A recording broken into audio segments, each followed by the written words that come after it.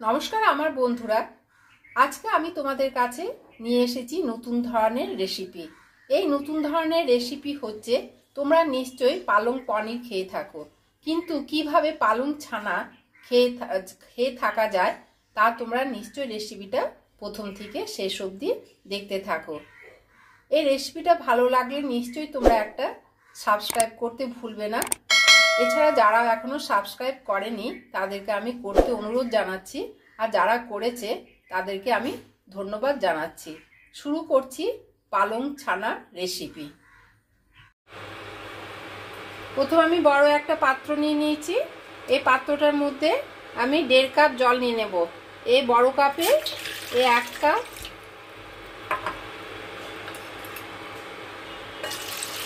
1.5 cup জল নিয়ে নিচ্ছি। এই জলের সঙ্গে আমি হাফ চামচ লবণ দিয়ে দিচ্ছি। এখানে পালং শাকগুলোকে ধুয়ে ভালো করে পরিষ্কার করে নিয়েছি। এরপরে এই পালং শাকগুলোকে আমি এই জলের মধ্যে দিয়ে দিচ্ছি 2-3 মিনিট। এটাকে আমি সেদ্ধ করব না, আর এটা আমি ভাপিয়ে নেব, বেশি কিন্তু সেদ্ধ করব না। পুরোটাই আমি দিয়ে দিচ্ছি। এই যে এখানে আছে, এটা পুরোটাই দিয়ে ঢাকা দিয়ে রেখে দেব। পুরোটাই দেওয়া হয়ে গেছে, এখন 2-3 মিনিট ঢাকা দিয়ে রইল। দেখো ভাপানো হয়ে গেছে, 2-3 মিনিট হয়ে গেছে। এখন আমি এটাকে, এই যে ফুটতে শুরু করেছে, এর আগে আমি নামিয়ে দিচ্ছি। নামিয়ে আমি এই যে এখানে এই পাত্রে ছাঁকনিটা রেখেছি, এই ছাঁকনির মধ্যে আমি পুরোটা এগুলো ছেঁকে ছেঁকে নেব। ভালো করে জলটা ঝরিয়ে নেব, ঝরিয়ে আমি মিক্সিতে এটাকে পেস্ট করে নেব। আগে প্রথমে ঠান্ডা করে নেব, ঠান্ডা করে নিয়ে তারপরে আমি মিক্সিতে দিয়ে পেস্ট করে নেব। পুরোটাই আমি উঠিয়ে নিচ্ছি এভাবে। এখানে দেখো এটা জলটা ঝরানো হয়ে গেছে পালং শাকগুলো। এরপরে এখানে মিক্সিতে দিয়ে দিচ্ছি পালং শাকগুলো। ভালো করে জলটা কিন্তু ঝরিয়ে নিতে হবে। ঝরিয়ে আমি এটাকে মিক্সিতে পেস্ট করে নেব। একটা কাঁচা লঙ্কা দিচ্ছি।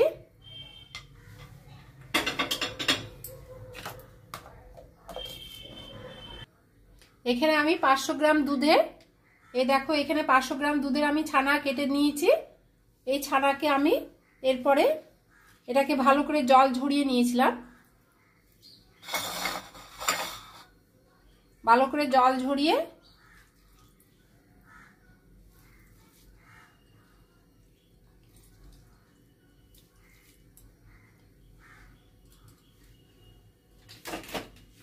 এর মধ্যে আবার 1 চামচ সুজি দিয়ে দিলাম। ভালো করে মেখে নিতে হবে ছানাটাকে।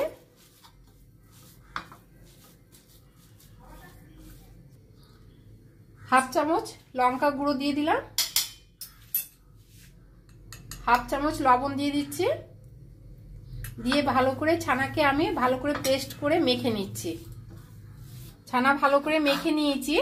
এরপরে এই যে হাতে অল্প করে তেল নিয়ে নিচ্ছি। হাতে তেল নিয়ে হাতে তেলটা ভালো করে মেখে নিলাম। এরপরে ছানাগুলোকে এই যে গোল গোল করে বলের আকারে তৈরি করে নেব। পুরো ছানাটাকে এমনি করে গোল আকারে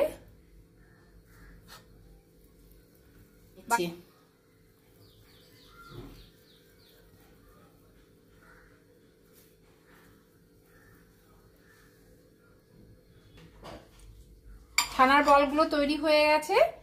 এখন আমি এখানে একটা কড়াই বসিয়ে দিয়েছি। কড়াইয়ের মধ্যে তেল দিয়ে দিচ্ছি। সাদা রিফাইন্ড অয়েল দিয়ে দিলাম, যাতে এই ছানার বলগুলো ভাজা যাবে। তেলটা একটু গরম হয়ে এলে আমি ছানার বলগুলোকে ভাজতে শুরু করব।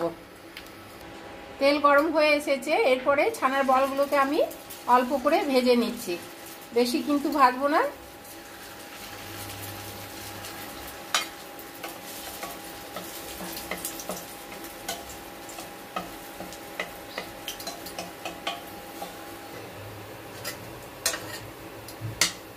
দেখো আমার কিন্তু ভাজা হয়ে গেছে এগুলো। এরপরে এগুলোকে উঠিয়ে রাখি। বেশি কিন্তু আমি ভাজবো না, আগেই বলেছি, তাই এগুলোকে উঠিয়ে রেখে দিচ্ছি। বাদ বাকিগুলোকেও এরপরে এইভাবে ভেজে নেব।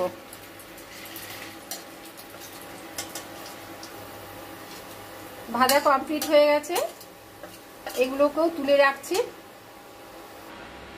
এরপরে 1 চামচ ঘি দিয়ে দিচ্ছি।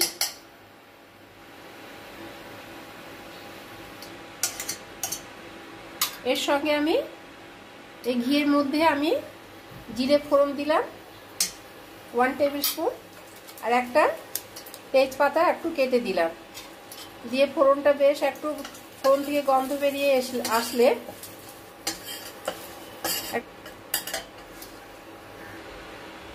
দেখো ফোড়নটা হয়ে গেছে। এখন আমি এখানে মিডিয়াম সাইজের 2টো পেঁয়াজ কুচো দিয়ে দিলাম। অল্প করে লবণ দিয়ে দেব যাতে পেঁয়াজটা একটু নরম হয়ে যায়।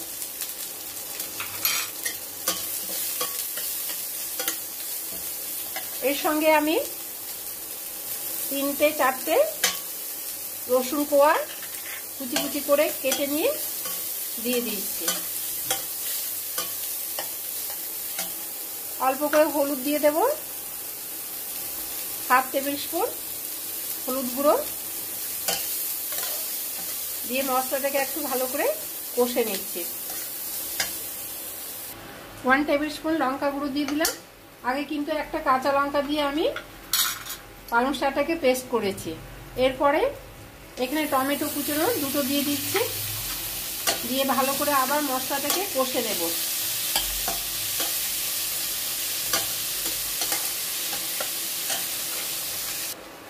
মশলা কিন্তু কষানো হয়ে গেছে, মশলা থেকে তেল বেরিয়ে এসেছে।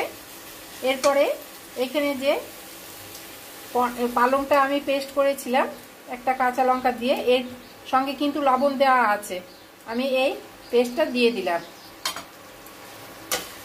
দিয়ে ভালো করে একে একসঙ্গে মিক্স করে দিচ্ছি, মশলার সঙ্গে দিয়ে রাখবো। 1/2 চামচ আমি মিষ্টি দিয়ে দিচ্ছি।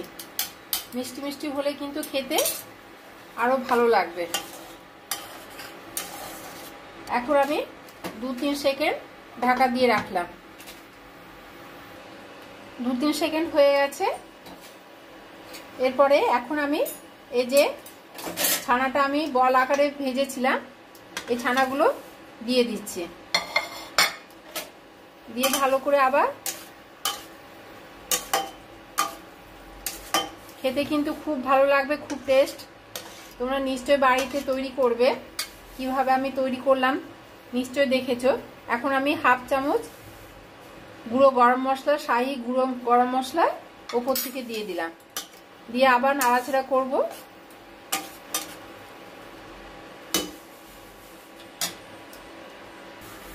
এখানে 1 table spoon dry roast kasuri methi আমি একটু হাতে করে ঘষে নিচ্ছি।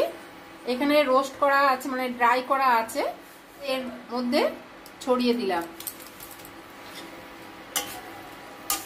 দিয়ে আবার আমি 2-3 সেকেন্ড ঢাকা দিয়ে রাখবো যাতে এর গন্ধটা চারপাশে ছড়িয়ে পড়ে। কমপ্লিট হয়ে গেছে আমার পালং ছানা।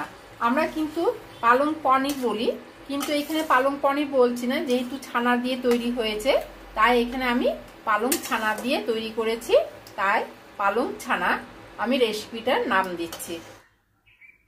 অলরেডি আমার কমপ্লিট হয়ে গেছে পালং ছানা। তোমরা নিশ্চয়ই রেসিপিটা প্রথম থেকে শেষ অবধি দেখলে, নিশ্চয়ই তোমরা বাড়িতে বানিয়ে ফেলবে। খুব সহজ, এখানে ছানা দিয়ে তৈরি হয়ে যাচ্ছে, তাই আমি তোমাদের কাছে আমি শেয়ার করলাম। রেসিপিটা ভালো লাগলে নিশ্চয়ই তোমরা একটা লাইক, শেয়ার, সাবস্ক্রাইব করতে ভুলবে না। যারা এখনো সাবস্ক্রাইব করেনি তাদেরকে আমি করতে অনুরোধ জানাচ্ছি, যারা করেছে তাদেরকে আমি ধন্যবাদ জানাচ্ছি। আজকে এই পর্যন্ত। পরের রেসিপি নিয়ে আবার তোমাদের কাছে ফিরে আসবো। বাই।